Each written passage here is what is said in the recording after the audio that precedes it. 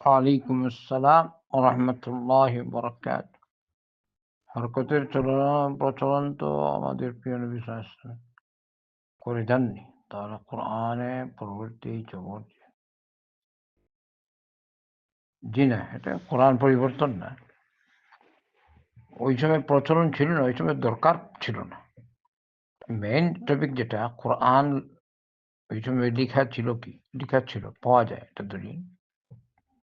তারপরে আপনি যান আ ওসমান রাদিয়াল্লাহু আনহু সব কোরআনে কারীম সংকলন করলেন। এক্ষেত্রে ইজমাউস সাহাবা। এক্ষেত্রে কোনো ইখতিলাফ নেই। উম্মাহ একমত। যদি শিয়া গুমরাহদের মধ্যে কিছু থাকে ওটা তাদের ব্যাপার। লা উম্মতে মুসলিমা, উম্মত আহলুস সুন্নাহ ওয়াল জামাআহ যারা নিজেদেরকে আহলুস সুন্নাহ সবাই একমত এটা। এই কোরআন এটা সঠিক আলহামদুলিল্লাহ। পরবর্তীতে যে যুগের কথা আপনি বলছেন, এটা প্রয়োজন এটা কোরআন পরিবর্তনের কিছু নেই এখানে। যেরকম পড়ার জন্য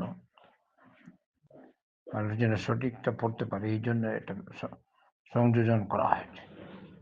এ তো সারা বিশ্বের মুসলমান একমত আলহামদুলিল্লাহ। আচ্ছা, অনারব যারা হয়তো পারবে না যেহেতু ছাড়া আরবরাই পড়তে পারে না। এটা একটা ভালো উদ্যোগ। এটা কোনো আমল না। এইটা কোনো আমল না যে এটা নতুন একটা দিনে কিছু সংযোজন করা হয়েছে এরকম না। এটা হলো পড়ার তিলাওয়াত করার সুবিধার্থে। আরো অনেক কিছু আছে।